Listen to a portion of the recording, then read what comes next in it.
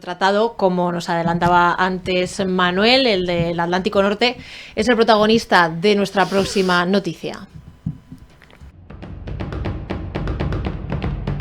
Trump exige a sus socios de la OTAN que destinen el 5% de su PIB a defensa.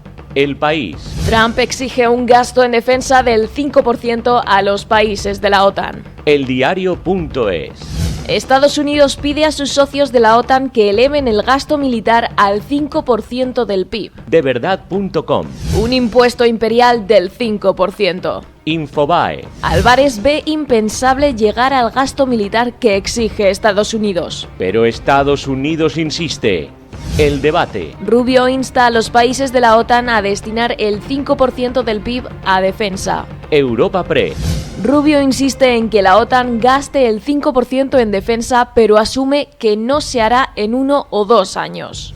El Mundo. Estados Unidos exige que todos los socios de la OTAN se comprometan a llegar al 5% en defensa. ¿Cómo saldrá de esta Sánchez si sus socios de gobierno se niegan a poner ni un euro más en gasto militar? Eleconomista.es. España es el país de la OTAN que más tiene que subir el gasto en defensa. ¿Cambiará Sánchez de socios? ¿Sacará a España de la OTAN como piden sus socios? ¿Será capaz de convencer a la OTAN? ¿O convocará elecciones y pasará la patata caliente a otro? Lo analizamos. Comenzamos ahora preguntándole a Manuel Arnal. Primero, soy pacifista convencido. Y claro, cuando oyes estas cosas, el corazón te dice una cosa y la realidad va por otro lado, ¿no? Los que en su día nos opusimos a la entrada en la OTAN tenemos cierta espinita, ¿no? Se nos dijeron varias cosas, que esto iba a ser jauja, que entrábamos por fin en el club de los guays, entre comillas, que Gibraltar seguramente iba a ser español, la base de utilización conjunta iba a ser, qué cosas se decían, ¿verdad? Y cómo pasa la vida. Seguimos teniendo 2 bases norteamericanas, Morón y Rota, con un convenio que se renovó a la Chita Cayendo hace poco. Y participamos en misiones europeas, misiones conjuntas de la OTAN y misiones conjuntas de la ONU. Llevamos ya un recorrido largo, ¿no?, de esto. Tenemos una inversión de PIB que dicen que es baja, pero también es baja la inversión en PIB de protección social. Me he entretenido esta noche para venir aquí a preparar los datos y, por cierto, la feria de qué se considera gasto militar o gasto social, según qué estadística cojas, si coges Eurostat o coges el Instituto Nacional de Estadística o coges las estadísticas que manejan los medios europeos y americanos, las cifras bailan bastante, ¿no? Evidentemente, un país que tiene poco gasto en protección social, la protección social quitando las pensiones y la sanidad, el pilar básico de una que nos hemos dotado en nuestra Constitución y en Europa es precisamente pensiones, protección social, sanidad y educación, ¿no? Son los pilares básicos, ¿no? Claro, se dice, hay que aumentar el gasto. ¿Y por qué no se dice hay que aumentar el gasto en protección social? A lo mejor se podía hablar de, vamos a hablar del gasto. Pero claro, que te digan los americanos, tenéis que meter este dinero y mantener las bases que dicen que son OTAN, que usan los americanos en Alemania, en España, en Italia. Y no digo las que tienen por el Mediterráneo también, que hay unas cuantas, ¿no?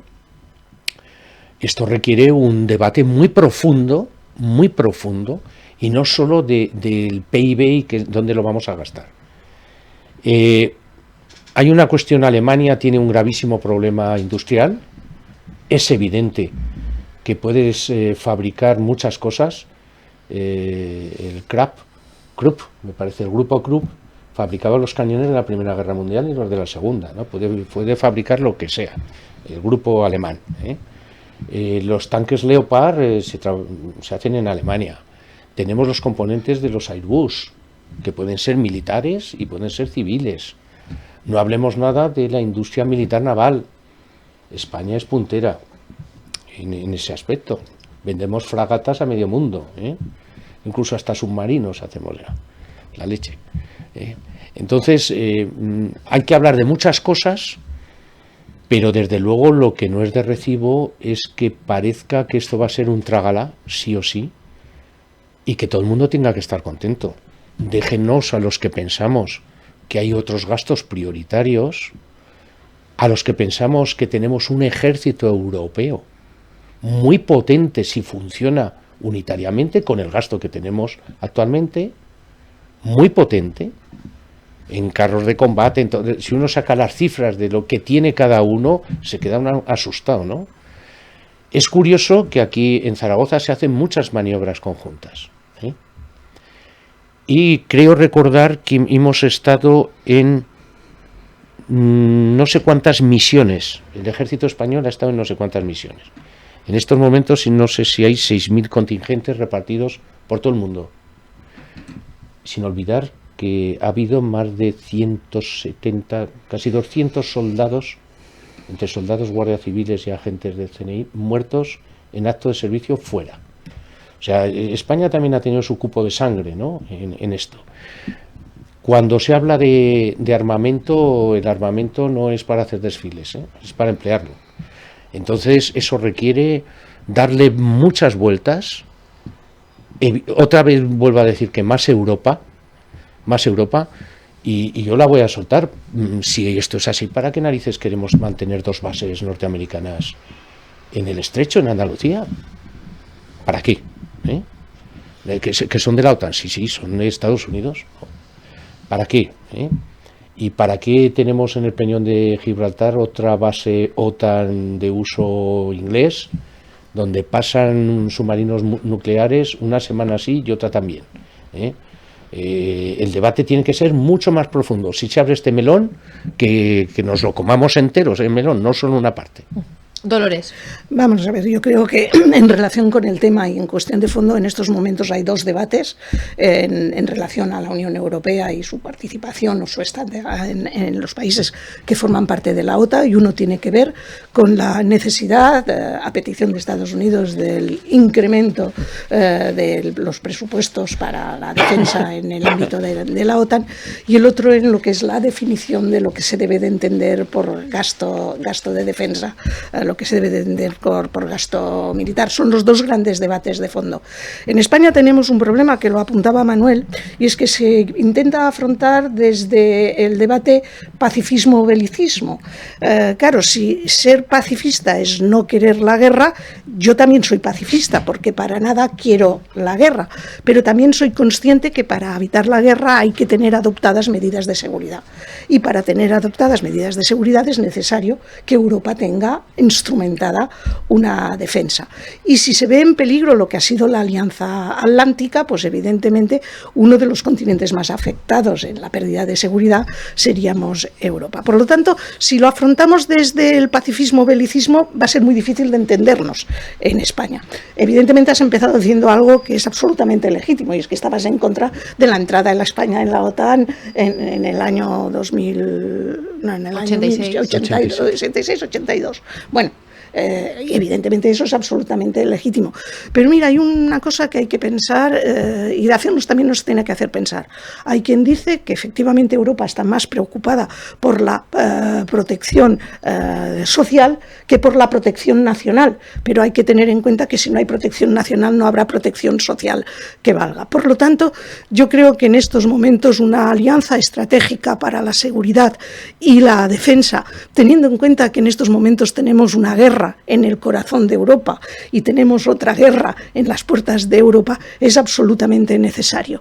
Y otra cuestión es las imposiciones que nos pueden venir de Estados Unidos. Ha habido un elemento positivo en las últimas reuniones, y es que Marco Rubio, el secretario de Estado americano, ya ha dicho que Estados Unidos va a seguir estando en la OTAN. Lo que pide es un esfuerzo proporcional al resto de países que no son Estados Unidos, porque también hay que hacer cuentas, y tú también las has hecho y yo también las he hecho. Se invierten en la OTAN 1.400 billones de dólares, de los cuales más de 900.000 los pone Estados Unidos, lo cual quiere decir que Estados Unidos en la defensa en estos momentos pone 2 veces más que el resto de los países. Si lo miramos desde esta perspectiva, pues igual sí que es necesario el debate. Pero lo que nos pueden decir, no nos puede decir de golpe y porrazo es que pasemos del 2%, que era el acuerdo que había en Europa desde el año 2014, al 5% por imperativo. Eso es lo que no puede ser.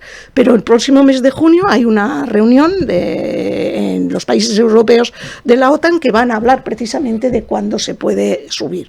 Y en estos momentos ya se está hablando de que se debe de superar el 2%. Hay algunos países que apuntan al 3 o al 3,5%. Y en España tenemos un problema. Estamos en la cola en lo que es las aportaciones a la OTAN de los países que forman parte. Creo que en estos momentos he visto cifras cambiantes, unos dicen el 1,2, otros el 1,5 del PIB, no llegamos todavía al 2%, aportamos unos 14.000 millones de euros, que no es poco. Margarita Robles dice que en el año 2029 o antes del 2029 cumpliremos el objetivo del 2%, pero posiblemente vamos tarde. Pero lo que sí tenemos es un serio problema en España, es cómo vamos a poder cumplir nuestros compromisos internacionales si no somos capaces de llegar a acuerdos dentro de España, si no tenemos presupuestos, si no hay posibilidad de llegar a acuerdos, si parte del gobierno ya no es que no quiera subir el presupuesto, es que está pidiendo la salida de la OTAN, que va en contra de algo de lo que tú has dicho, de la necesidad de más Europa. Por lo tanto, tenemos un serio problema y habrá que ver qué pasa en esa reunión. Esa es la primera parte del debate, el cuánto. El segundo es qué entendemos por gasto de defensa. Y Sánchez, que es una persona, si no inteligente, lista, yo creo que lo es, ha apostado por pedir que se incluyan como gastos de defensa la lucha contra el terrorismo o los gastos de reparación de los daños derivados de determinados problemas, cosa que no está dispuesta la OTAN de incorporar, porque claro, eso nos beneficiaría, porque evidentemente sufriría mucho el porcentaje sobre PIB que estamos invirtiendo. Y ese es el otro tema de debate, que es un gasto de defensa, que ahora está claro que es solo lo que tiene que ver con el Ministerio de Defensa y no afecta a otros ministerios. Brevemente. Cada español y española gasta al año 500 euros en defensa. Esto hay que decirlo así porque si no, lo que se está pidiendo es que pase de 500 a 1.000. Pero esto no se corresponde con el incremento de gasto en servicios sociales, infancia, lucha contra la pobreza infantil, etcétera, etcétera. Es que hay que hablar así, en economía siempre nos enseñaba que cañones o mantequilla. Aquí lo que se pretende es mantequilla para engrasar la culata del cañón, y esto no funciona así. Hay que ser muy claro de lo que se está hablando a la ciudadanía, porque si no da la sensación de que esto es una especie de gratis total, ¿no? Se está hablando de 21.000 millones, que es el gasto militar. En España 21.000 millones. Millones arriba, miles abajo, ¿no? Aquí se está hablando de pasarlo de 21 a 40. 40.000 millones es mucho dinero. 40.000 millones de millones. Que esto es tremendo. Un melón muy grande, como decíamos antes, muy grande y sobre el que hay que debatir largo y profundo. Antena Aragón.